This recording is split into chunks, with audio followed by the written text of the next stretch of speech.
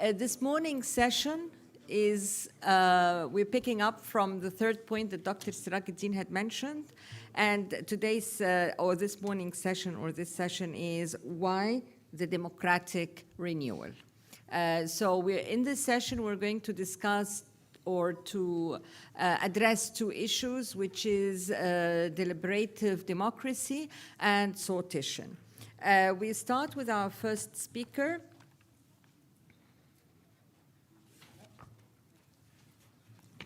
Yeah, Janette, I know. Yeah, Dr. Janette Hartskarp.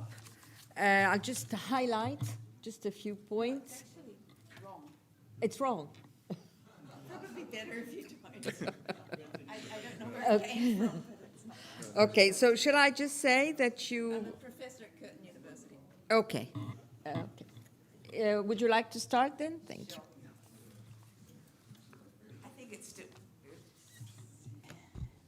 I think it's still morning, so good morning, everybody, and welcome.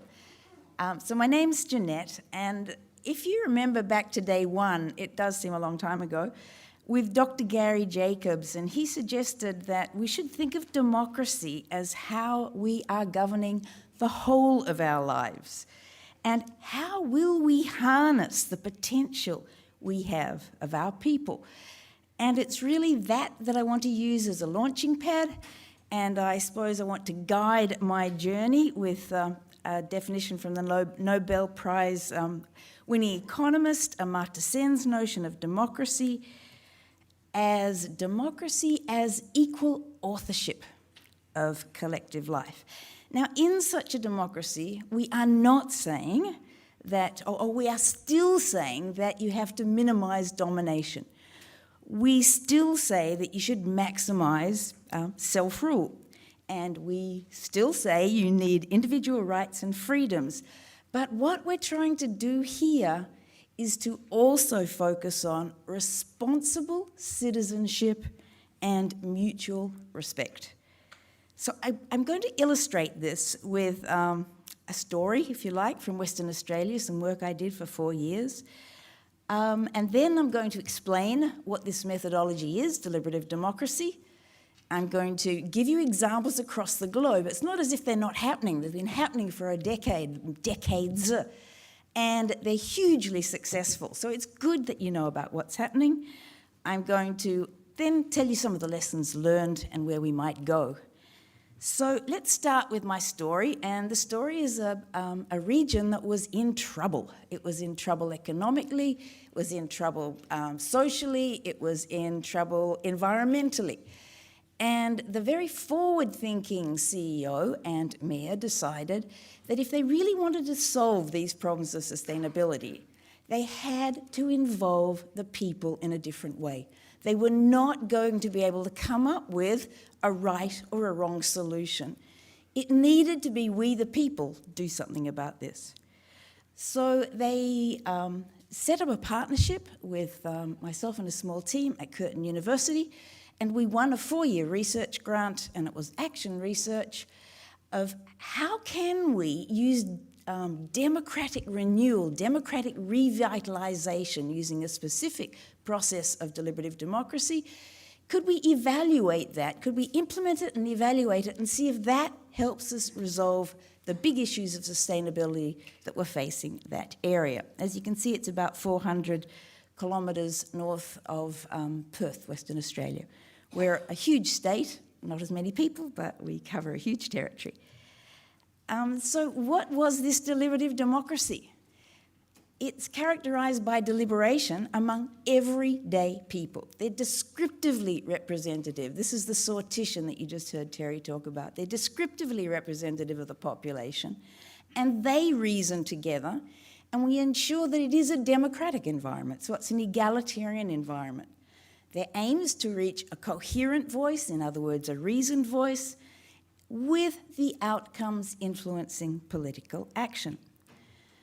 So we ran an enormous number of initiatives, varying from there were problems with the coast because of climate change, so coastal adaptation, to the future planning of the city metropolis, to the youth leaving the city to go live in the capital city, of Indigenous populations that are hugely disadvantaged and suffer from large numbers of incarcerations per capita population.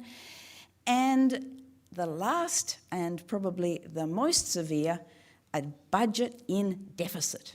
Significant deficit. Now, this is not unusual for our regional towns. They really don't do well at all.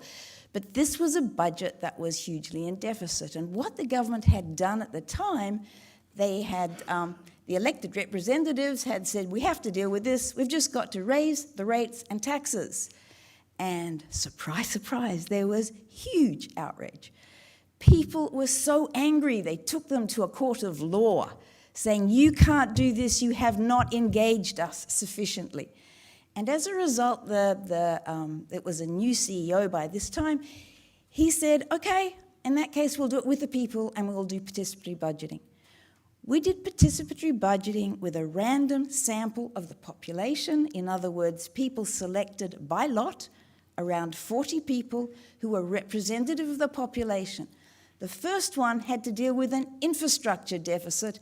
What are we going to do over the next 10 years, given that we don't have the money for infrastructure that we need? That was the first.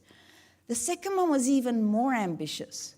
How do we deal with 100% of our operational budget for 2014-15? So they're both over $70 million. It's a lot of money. And it was a case of we will share with the people. So let's just go back to this. So these people, they met. The first one met on the infrastructure budget over a 5-week period, every single Saturday. Now you might say, but people aren't going to want to be part of this. Well, we didn't have any trouble getting a stratified sample, that's a scientific sample, and only one person didn't go right the way through from beginning to end. There was an agreement, you couldn't come one session, you dropped out. Only one person dropped out. In the second participatory budget, we had 40 people, and nobody dropped out. They were so committed, they were so determined, they came every Saturday for 8 weeks in that second budget to try and resolve the budget. Now, what's interesting about this is here were the people angry at their elected government to a point where the elected officials thought they were no longer going to get elected in at the next election. And when these two people's panels, the elected citizens, who had to understand not just budgeting, but all the services, not just infrastructure, but how all the budgeting worked for infrastructure. These are complex issues. Nobody believed everyday people could understand them. We had a couple of non-English speaking people as their first language. We had one person who couldn't read. We still had, and we made sure that they were educationally representative as well as age representative of the population. They came up with budgets that weren't only feasible, in other words, they came within the limits, the deficit that was allowable for that year, but there was also no public outrage. The people felt like if somebody who's probably my next door neighbour, or I know of them, or in any way they have no vested interest whatsoever, if they can sit there over this period of time and come up with a budget, I will live with it. So we went from a situation where we had absolute outrage at what a city did to, oh, okay, so it's a pity, we're not going to have this, we're not going to have that, we won't be able to do what we suggest, but okay, we'll go along with it. This supplements elected representation. This helps elected representatives. You'll be hearing from a member of Parliament who I worked with for nearly 5 years, who was a minister.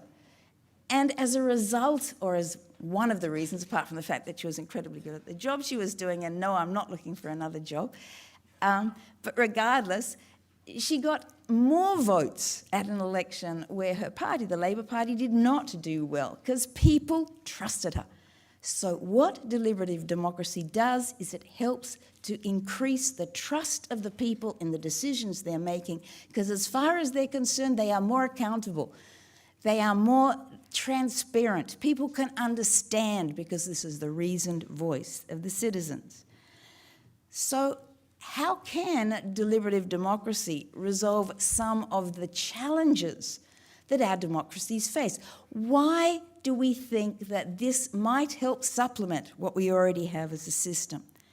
The first one we've talked about a lot, and Terry mentioned again. We seem to think that voting is the only tool in the toolbox. Of course it's critical. Yes, we want our elected representatives. Yes, we want open and fair elections. However, it is not the only tool. And if a minister or a government is probably going to get criticised no matter which way they turn, or no matter what decision they make, isn't it better they find something that is a considered view of a representative group of people, rather than just the noisy people, the loud people, the wealthy people, the people who normally get the ear of elected officials? So what this does is it gives another tool into the box of indirect government.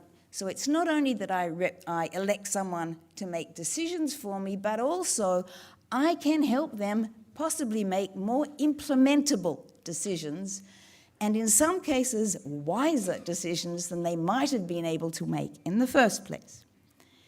Now the second one, and this is the dark side of technology, if you like, because the enormous access to technology gives us almost like a deafening of democracy. It's this ever-increasing noise of instant information, of being able to have polls all the time, of being able to...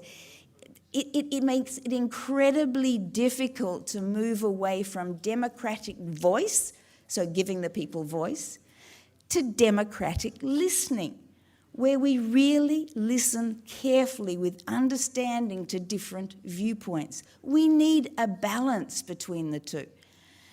But this noise often really affects that balance. And so we're unable to get what we need from our democracies. How does deliberative democracy do this? Well, at least in 3 different ways. So the first, as we've talked about, is sortition. Now, it is still representative. It is not against the elected officials. It's in addition to, and it is scientifically sampled members.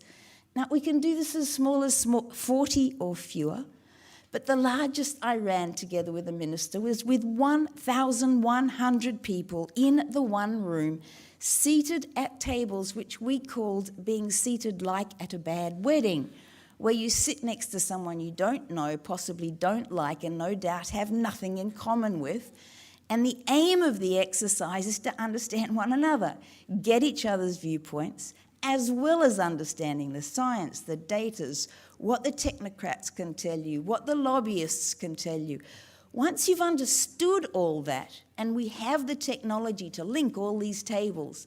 So in the last one I just ran, which by the way, for the women in the room was really interesting. It was run by women, for women, with 200 women in the room. And it was all about trying to get equal respect. So it was on domestic violence and those issues. And the energy of those people in the room was totally extraordinary. And they came up with a coherent plan. Now, as they're working in their small group at their tables, they can also see what the next table or all the tables are saying. We theme their responses. They can say, we actually want you to look at this first, which is what we did, and this second. So it's a way, and they walked out of that room with a hard copy report of, these are the outcomes, and it was only one day. These are the outcomes of how we can increase respect. And the minister who was there for women's interests said, I will fight for these outcomes.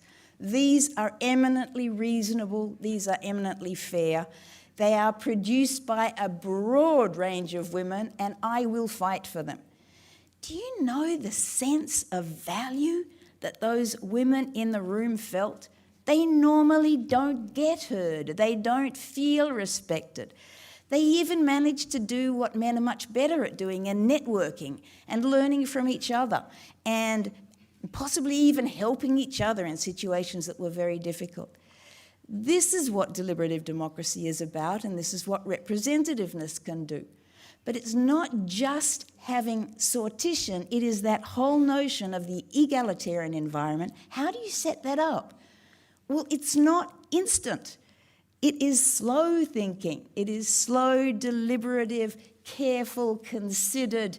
What are the different viewpoints? It's not about winning and losing. It's about, now I've understood you and I've understood the science and I've understood the data.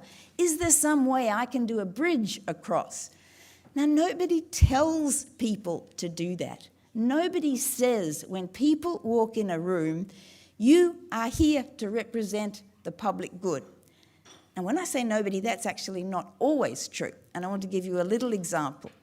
When we did the infrastructure budgeting, so we're looking at the whole of the infrastructure, who comes up in the random sample? And after all, a random sample is by lot. Anyway, it was the key multimillionaire developer. The person who could have so exploited this to maximise his own personal financial benefit. And he was honest enough at the beginning of the day to put up his hand. He said, I have to tell you that I do have a bit of a vested interest here. I run this company, and actually he owns half of the region. And I said, well, it's wonderful you're here because you're here to represent the people, and I'm sure you'll do a fine job. And you know, that is just what he did. He was an extraordinary participant. He really learnt for the first time what it feels like being on the other side, sitting next to an Indigenous person who'd had their land taken away because it wasn't really a legal settlement. You learn what it's like from the other side. So, we get deliberative samples by selection by fate, by scientific sampling. We can also do the huge scale like I was telling you about with several hundred or 1,000. We can also get, it's called discourse analysis. It's using a methodology to get the different sorts of views in the room. When we do deliberativeness, we're not doing debate, but we're doing deliberation. And they're different. It's not win-lose, it's an attempt at listen, reflecting, learning, looking for common ground. Now, this is what we're aiming to do. So it is not that we're not looking at public opinion. We start most of these initiatives doing social media, doing samples, doing surveys of people, as many ways as we can to find out what opinions people are having on this issue. And it doesn't matter what the issue can be. It can be very diverse. Once you've found out the issues, though, that just gives you the pulse of the situation. You record it, and that's just one piece of information that these deliberators need to think about. Because we want to move from off the top of their head, stereotypic, without a lot of thought information, on to having more of a conversation, which is more the deliberation conversation, on to trying to come to public judgment through public deliberation, with the hope of getting to a point of public wisdom. The last issue is the most important. This is why it's democracy. You don't do it unless people are willing to share in part of the decision. If they're not, I just say, well, go engage people yourselves. You don't need deliberative democracy. Democracy is about sharing power, and this needs to be the decision makers saying, on this issue, in this instance, I'm quite willing to share power. What are the benefits? Well, a lot. The civic efficacy, the sense of, oh, wow, I can actually understand this stuff. I can make a difference here. It leads to social trust between people who never talk to one another. That leads to political trust. And if you can support that with accountability of the people who are in the room and the decision makers themselves, you get legitimacy of decision making, and that's what any government, elected or otherwise, really needs. So across the globe, where's this happening?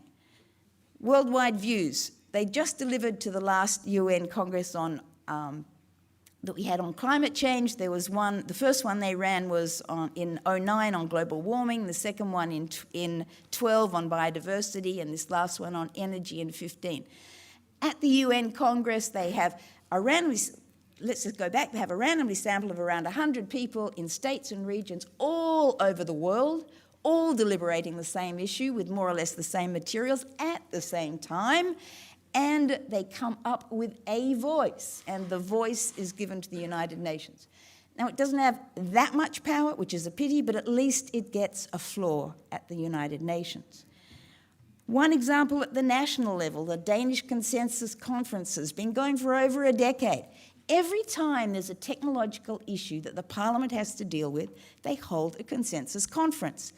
A randomly sampled group of people who come in over 8 days to learn about this technological issue and say, this is what a considered view of the public would think. The parliamentary review committees take that on. Those people that are crafting the legislation reflect it, and although there isn't any actual statutory authority of these groups, they are used, because who doesn't want to do legislation that won't be accepted by the people? At the provincial level, probably the best one and the one that's continuing year after year are the Citizens Initiative Reviews in Oregon. So citizens can put forward a referenda if they get enough signatures. And once they've got the signatures, it's often a matter of who's got the loudest voice, the most money, that can make their referendum work. Instead of doing that, okay, I'll finish in 2 minutes. Instead of doing that, what they do is that this group of people writes up the pros, the cons, and try and crafts it, and that is the official literature that people get in the post. This is what they're using. At the regional level, I'll do very fast, at Zeguo, China of all places. Why not Egypt if in China? China is using deliberative democracy. They used the deliberative poll to decide their budget. They thought it was so wonderful, they've taken it on and they're using it all the time, and they're also opening it up to the whole of their budget and not just the infrastructure. So our lessons learned from all of this, it is an instance of what's happening, we could continue to do it. We move from noise to coherence, from just rights to also responsibilities, from opinion to considered views, from just fast thinking to slow thinking, from inequality to egalitarianism, and from just the focus on voting to deliberative democracy. It is happening, it can happen here. It just requires all of us to participate in a different way. Thank you.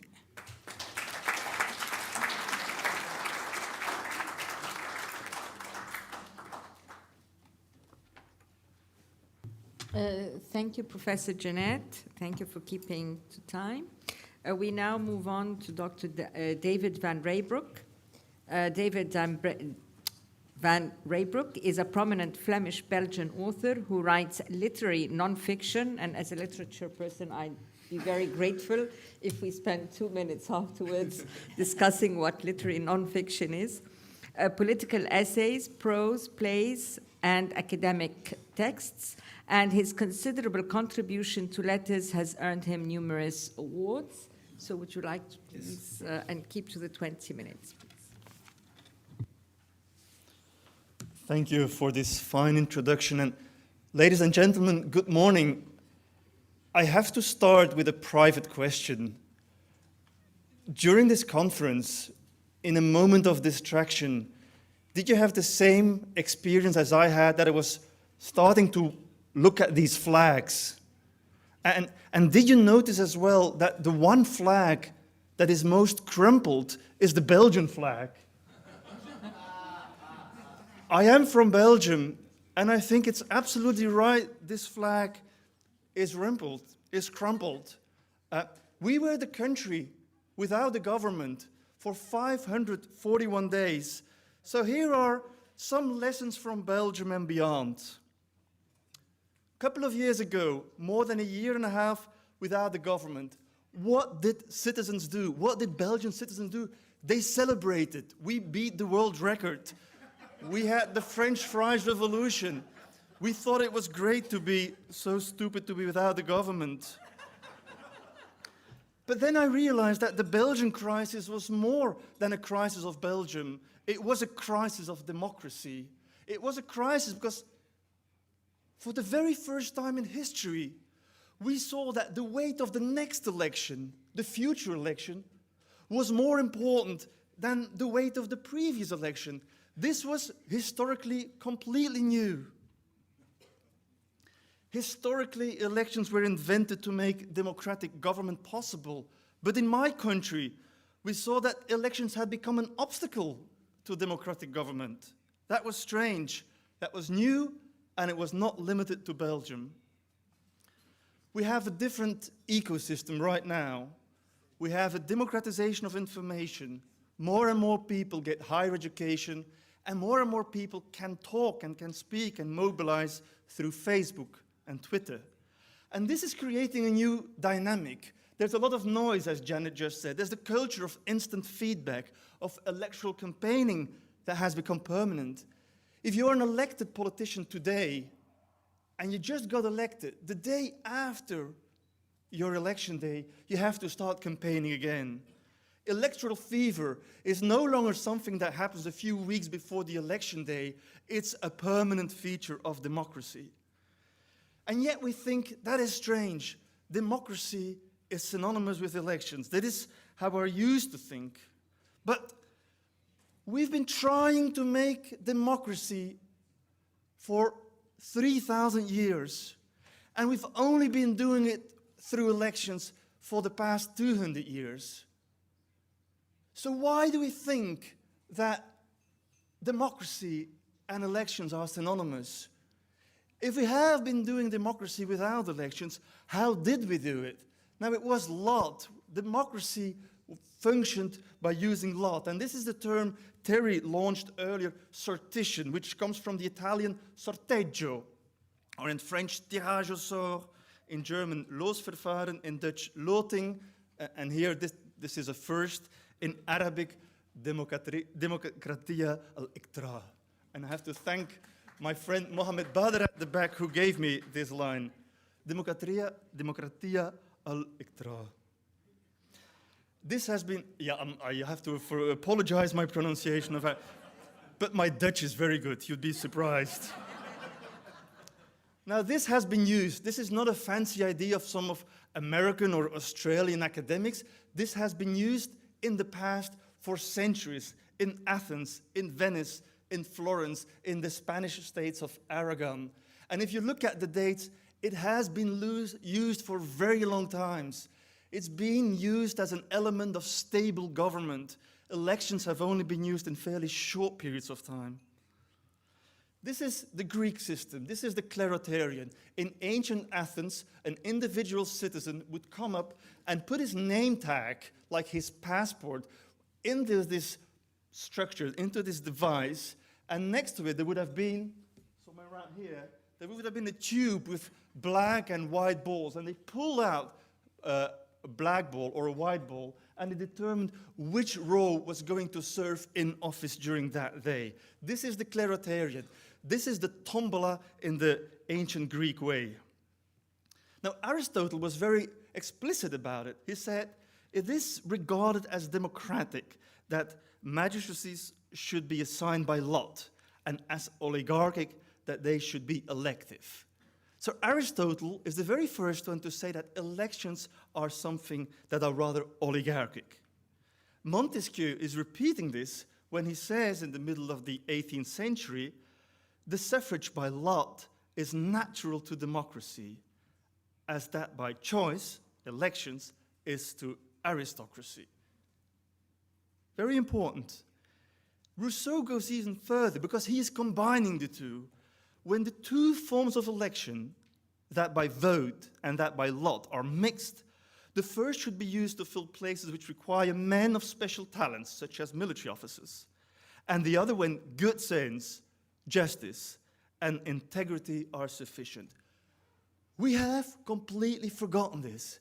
This is wisdom from past centuries, past millennia, which we have completely forgotten. Because shortly after Rousseau and shortly after Montesquieu, we get the French and the American Revolution, and they changed everything. Elections did exist before the rise of modern democracy, French and American revolutions, but they were an aristocratic instrument to find consensus among an elite. They were not a democratic procedure to hear the voice of the masses. By the way, the word elite and elections have the same etymological root. A classical example of traditional elections is the selection of a new pope, where the elite of an organization, the cardinals, would gather together in the Sistine Chapel in Rome to determine the new leadership. Today, elections, and here I'm relying on Bernard Manin, who is a French philosopher who's written the key book. He says that modern representative government has both aristocratic and democratic characteristics. Then comes the American Revolution and the French Revolution. At my school, I always learned that the French Revolution did away with aristocracy to make democracy possible. It is not true. The French Revolution did away with one form of aristocracy, hereditary aristocracy, to make a new aristocracy possible, which was called elective aristocracy. Now, the system we are having since the French Revolution and since the American Revolution is a new form of aristocracy. And there's a very important quote, and this comes from 1801, a French commentator who says, "The elective aristocracy of which Rousseau spoke 50 years ago is that which we now call representative democracy." And Alexis de Tocqueville, just a few decades later, is writing a book on this new system in America, and he calls it de la démocratie en Amérique, democracy in America, giving the word democracy to a new form of aristocracy. And what has happened since has been the democratization of an aristocratic procedure, mostly by giving more and more people the right to vote. First labor class people, later women, teenagers, and migrants. This is what we've been doing for 200 years. We've been democratizing, yes, we have, but we've only been doing it in a quantitative way, not in a qualitative way, which is a very important difference. We do have the right to vote, but we don't have the right to speak. And this is a crucial distinction. And this is the next step in the growth of democracy as a global phenomenon. If today you were invited to devise an instrument to let the masses speak, would the best formula you could come up with be a strange ritual where on a Sunday morning in my country you queue with a cardboard carton in your hand to go to a voting station and to retreat in silence? I've worked a lot in Central Africa. I wrote a big book on Congo. When I tell my friends in Congo that we organize our societies by not talking to each other, by being silent for 1 minute in a voting booth, they think it's very strange. You have to sit down under a tree and talk together rather than to retreat in an individual cubicle. Now, this is where sortition comes in, and I'm repeating Terry here. 2 ideas: you use a random sample of the population and you let people engage with each other and with experts. And the results are, and Janette just confirmed, that lay people are less competent than politicians. That is true. They don't have the necessary background, but they have one big advantage. They are more free. In contemporary parliamentary democracy, we have many competent people, but their competence cannot be really instrumentalized because they're bound by the next elections. They're bound by party discipline. They're bound by media pressure. So we have wise people, and their wisdom cannot be tapped. And we have people, lay people, who are more free and whose wisdom can be nurtured.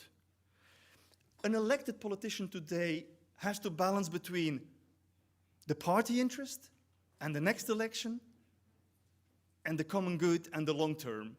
Today in Paris, we see that the common good and the long term are not the easiest one to serve within the current system.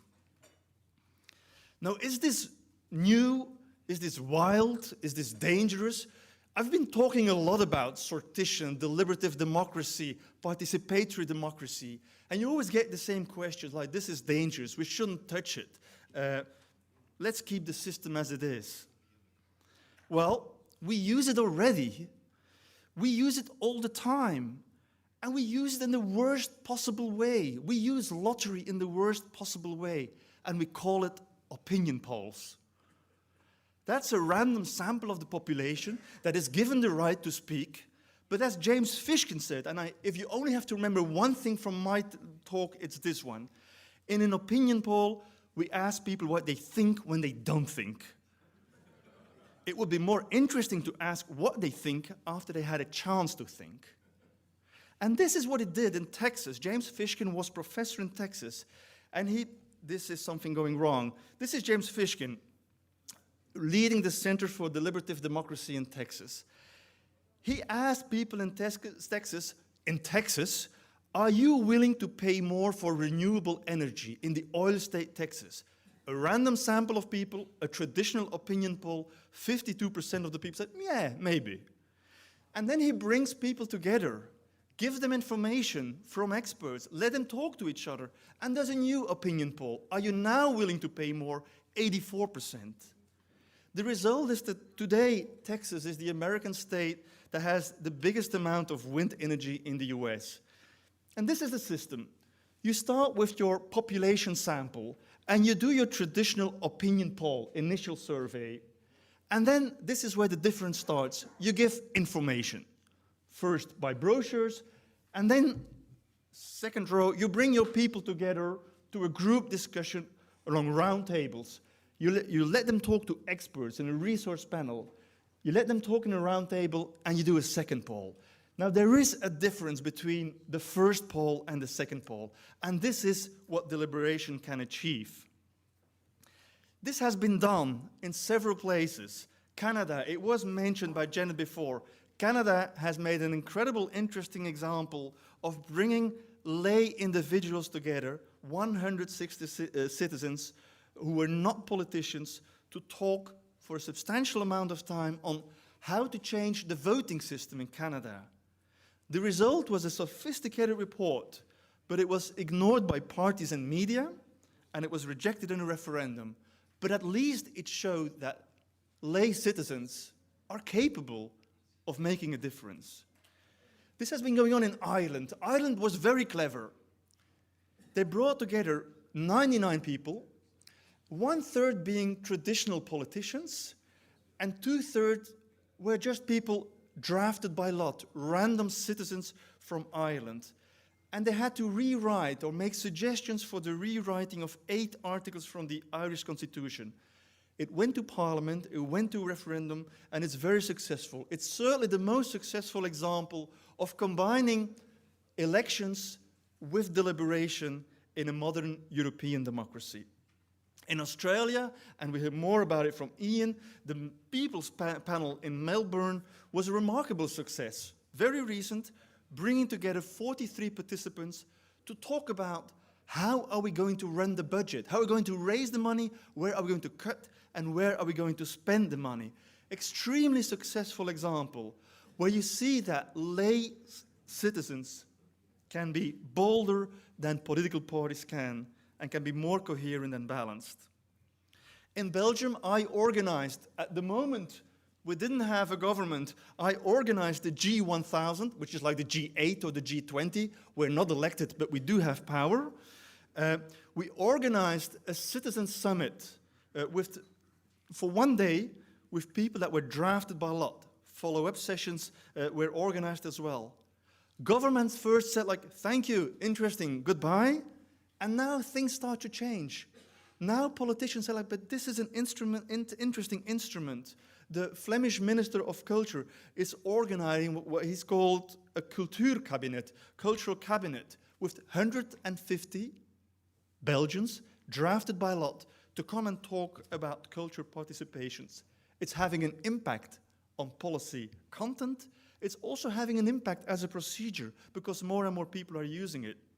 In the Netherlands, the 4th city of the Netherlands is Utrecht. Utrecht now is drafting by lot 150 citizens to come and talk about the future of energy and renewable energy. Bold input from the citizens, direct impact on future policy. And it's growing. Different cities are stepping in. In Belgium, we have a 2-chamber system, unlike Egypt. The 2-chamber system is almost 2 centuries old. We have a Senate, we have a parliament. Leading politicians, like the woman on the front page of a French-speaking newspaper, were starting to defend that the Senate should be drafted by lot. Like Rousseau said, we should combine elections with sortitions. And the idea would be that in the Belgian system, one chamber would be the chamber with citizens that are elected, like today, and in the other chamber, the Senate, you would have citizens drafted by lot. And a combination of the two might create an interesting dynamic that goes well beyond the shouting on Facebook, that goes well beyond referendums and opinion polls. The combination of the two creates a dynamic of trust between those who govern and those who are governed. It's a combination of election and sortition that is going to make a difference.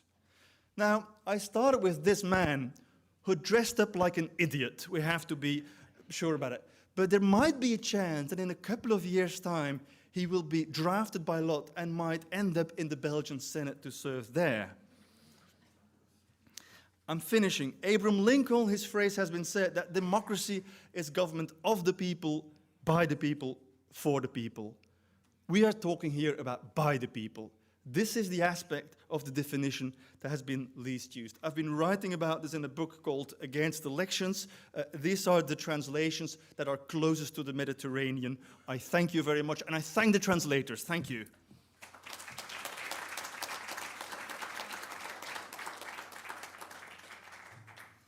Thank you very much. We now open the floor for discussion. Okay, 2 minutes maximum, please. Thank you. And then Saad Safir.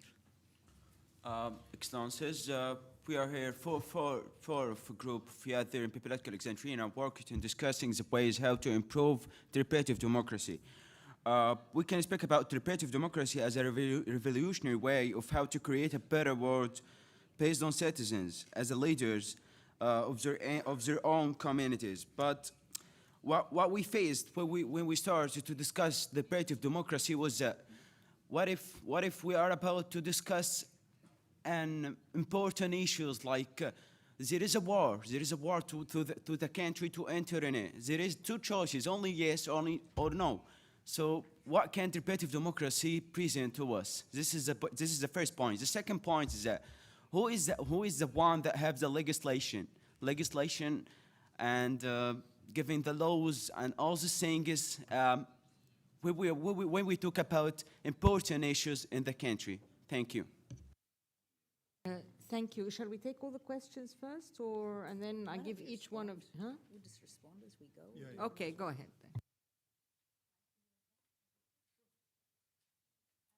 then. The first one about going to war or not. I imagine what a government might want to know is, what are the people who don't have a vested interest? What are they telling me? What would their reasons be? Would they have a coherent voice, a voice that would represent some sort of consensus? Could that give me any additional information? I mean, that in a way answers your second question too. Certainly in Australia, a minister, a government has in-line responsibility, but they can share power. They already have advisors. All we're saying is that's a very limited viewpoint. If you could find out what a randomly selected group thought, when they had access to the data, they have access to different viewpoints, they're able to cross-examine, they're able to, and they are so smart. I mean, you cannot do this system thinking that people are dumb. They are really smart. One of the brightest women was the woman who couldn't read. She has a lifetime of experience of learning how to live in difficult situations. So what they will tell you is what the public would say if they could consider this and understand it. But the end line, whose responsibility is under our current democratic system, it usually lies with the elected government. Do you want to say something? A very brief remark. It's the first time we talk about deliberative democracy, and it's the first time we get a question from one of the young people at the back, and it makes me very happy. Ambassador? Thank you, Madam Chair, and I want to congratulate the organizers for putting on such an exciting panel on the third day of a conference like this one.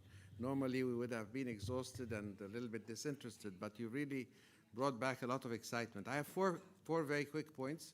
One is, could we hear of some examples from developing countries? All of the examples you gave were from the developed world. I can see that the first arguments one would be faced with would be things like a random sample, even a stratified sample, will give you 40% illiteracy. The learning process, then you have to factor in a couple of years of learning there instead of that eight-week process we heard of. So I would be interested to hear that. The second, I would urge you to hold back on the translation into Arabic. I'm not sure that اختراع really reflects sortition. اختراع really means you're voting. That's it, full stop. So it doesn't have the random element. Thirdly, I worked in the UN with a lot of group processes. And in the group process, the role of the facilitators is very important. How to create somebody who moves the discussion forward all the time, ensures is not a biased person, that's very difficult to get. Summarizing time. This is and it creates an elite, in fact, that guides the process. So there is a little bit of power politics in this. And there are a number of different techniques when you move into participatory processes, future search conferences, visualization and participatory planning, ZOP. There are a lot of different techniques, and it will be interesting to hear from you about this. Finally, I have a concrete suggestion for Dr. Ismail, and that is that the library here takes the initiative and applies sortition to one of the key issues that we are facing today in Egypt. And it would be very interesting with the facilities and infrastructure, and we are already ahead of the game now because we've, I think you've convinced us of the complementarity of this rather than seeing it as a substitute for other mechanisms. So, and I have 2 or 3 themes to suggest to you which the Egyptian debate is lacking in. One of them is economic strategy, for example. Thank you, sir. You want me to go first, or you go? I'll answer very briefly. I won't be able to answer all your questions. As to the developing world, it's true. Most of the examples come from the West. But the very idea of deliberative democracy is deeply African. It's deeply African when it comes to the deliberation on village level, like was practiced under Julius Nyerere in Tanzania, like was practiced in parts of Congo. I know later today our friend Dr. Allegretti will be talking, and Sanskriti, you will be talking about what is happening in India. I'm looking forward to that talk. And I know that Dr. Allegretti, I'm not sure where he is sitting, Down back. over there, and he's doing participatory democracy in Eastern Congo. So there are examples, but you're quite right, it's quite new. If I can add something to the other questions about the facilitators, one of the critical things you do when you go into a community is to develop the capacity. There's no point doing this if when you leave, it disappears. So one of the first things we did was to put an advertisement in the newspaper saying, we want some community champions. We'll train you to be a facilitator. We'll give you continued training. And we had 40 immediate responses, and we ended up with something like 60 people who were being trained because they wanted, for no particular reason and no money.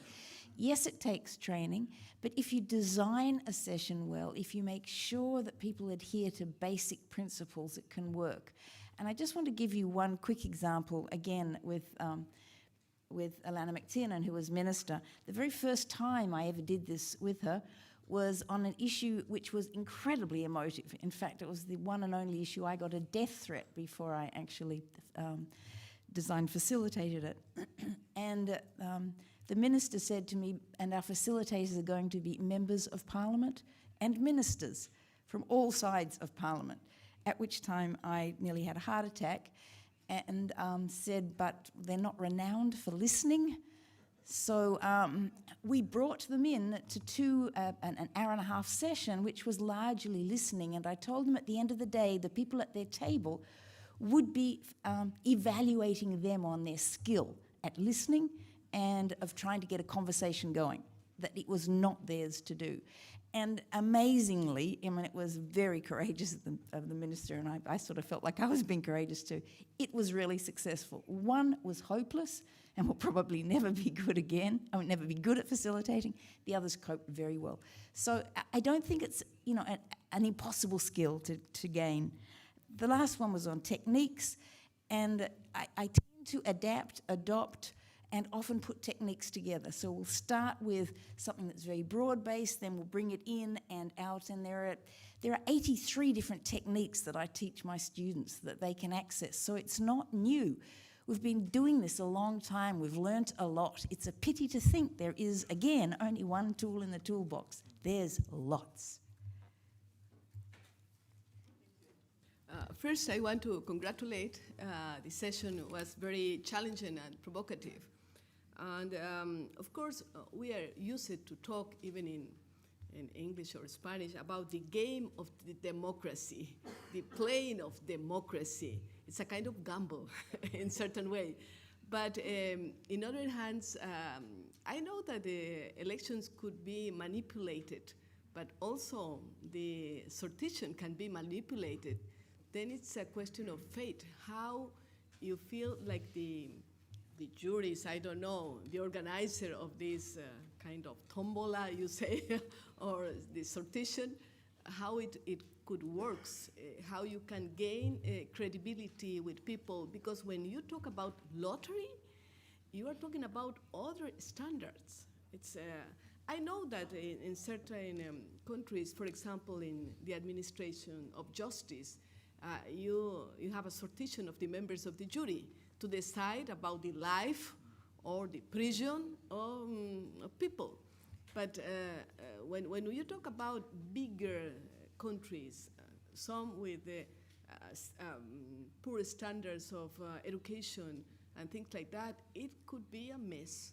And that's the big challenge. I am really stimulated with this session and this conversation. But the big deal is how we do it, how we make credible one of these ways to select in certain way the people that is going to the government or to the administration. Thanks.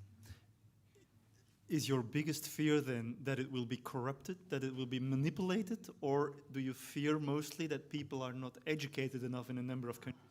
Both, because we are very skeptical in some countries about how elections are, and maybe can be traduced to the same skeptical issues to the sortition. Yeah. I think it's hard to do democracy in a country where literacy is low and socioeconomic standards are poor. I think it's harder to do elections in such a country than to use sortition in such a country. Because with elections, the danger of manipulation will even be bigger. So there's no perfect democracy. You can only try to improve what is there. And I think if you, especially in a country where a lot of people are poor and cannot read or write, I think the danger of manipulation is much bigger when mass media and political parties dominate the debate than it is the case when you let people speak for themselves. And if I could say something too, we've found it's really important to have a third party that is not government, that is not and Ian will tell you more about that, and his NGO, that it's incredibly well respected and they take charge of it. We have a system in Australia that makes life easier in a way. We have to go vote, so our electoral rolls are incredibly good. And we can, if it's a non-political issue, we can get the Electoral Commission to do the random sample. We have no idea who the letters go out to. In fact, when we did this for the first Australian Citizens' Parliament, we did it on how can we strengthen our democracy. And we thought Australians tend to be very apathetic. Sport, they get excited. Politics, they go to sleep. So we got very anxious and we sent out 8,000 invitations in the hope that we were going to get a stratified sample of only 180. We got 3,000 people saying, choose me. This was for 5 days, no payment. So people are willing to do it, but you've got to get to them. When Sanskriti speaks about India, she's going to talk a bit about the difficulties of doing random sampling in a developing country where you just don't have the access to the sort of facilities we do in Western countries. Okay, but we have a couple of questions first. Dr. Farida, you're next. I'm a daughter of an illiterate woman, and I owe where I am today from what I have been learning from our simple, rural, Bedouin, poor, illiterate women. So believe me, if we don't go back to these principles and we don't listen to these brilliant, intelligent, non-polluted people with their simple language, we are not going anywhere. Secondly, why you think the UN Charter starts "we the people," but the Security Council is the most dictator council that we have on this earth? So, can you reflect on that? Maybe the time few people have been trying to start moving on that front as well, because there is a big dilemma on this, international organizations. Thank you. Very briefly, even if people are illiterate or uneducated, everybody is the expert of his or her own life, and that makes their voice valuable. Secondly, everybody who participates in a form of deliberative democracy undergoes a transformation. It's the best school of democracy there is. You get to talk to people you didn't know before. You get to meet people you didn't meet before, you didn't know before. Apart from the results and the outcome on the political level, you also have results on the personal level. It's perhaps not the main focus, but it's an incredible school for democracy.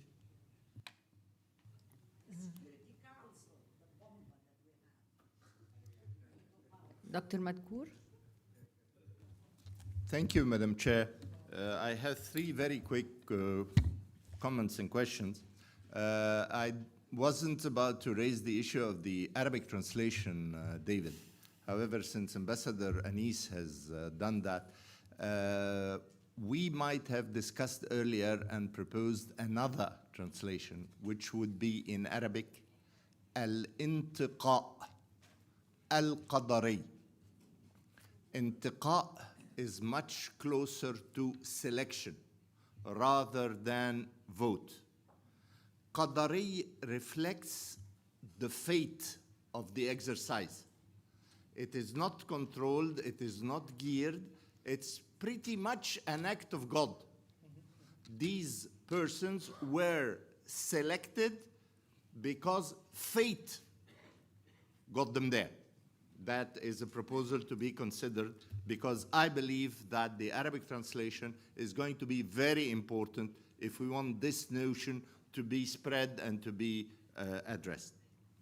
The second point for you, David, I'm not really concerned about pollution en amont, upstream. I'm much more concerned about pollution downstream. Those guys who are selected by chance, to my mind, can be very much influenceable by authorities if we want to achieve that decision or the other, to go towards that direction or the other. And human beings are human beings, and as we know very well, angels have no sex, and unfortunately, most of saints have turned to be pedophiles. Henceforth, we have to bear in mind that issue. Finally, I would ask our forthcoming presentators, Ian, David, Beryl, to take a sortition exercise, even theoretically, to its end. I hear about a group that is sorted to determine the priorities, thanked and go home. Then another group to discuss and accept or reject the detailed plans that are put forward by the experts. But what next? How does sortition deal with supervision? How does sortition deal with making the executive accountable? Thank you. In terms of the danger of manipulation by the normal citizens, by politicians, I was also afraid of that. When I organized the G1000, I was afraid of that.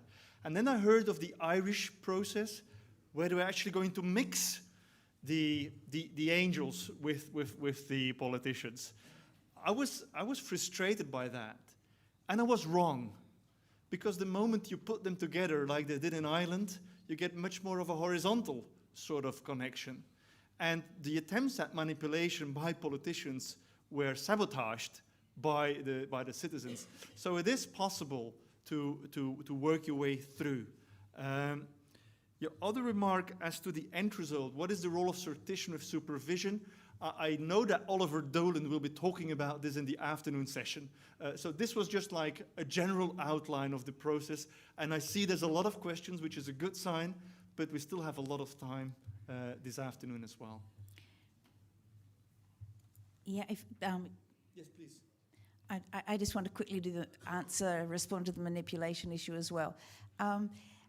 It has been my experience that people are incredibly smart, and that, for example, when they're cross-examining people who are trying to manipulate them, that they get it, and they are incredibly severe, and they are very tough. And in fact, we had a person who was trying to manipulate the group and ended up in tears afterwards, having been cross-examined, because people are smart. So I think we should never underestimate the extent to which people are really willing to get at the truth. They care about it.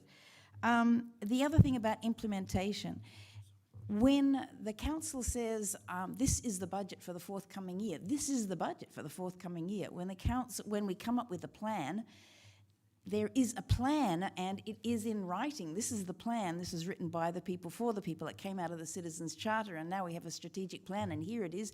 And here is where our money is going.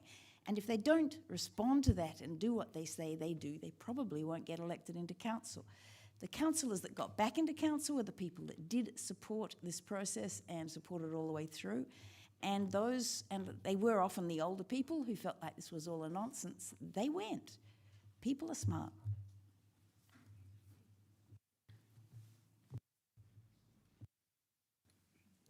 Okay. According to us, Egyptian youth, sortition democracy is a temporary solution in case of no difference between candidates. We don't believe in luck, but we do believe in logic. So how could we use sortition democracy or sortition in the fateful issues, or count on luck? I think this is again another question of how are we going to do this in Egypt? How can we apply it here? This is a major question. I'm not sure. I remember from the program that it's the time for prayer now, and I'll leave it to the chair to deal with the logistics of this session. Okay, Dr. Sirajuddin.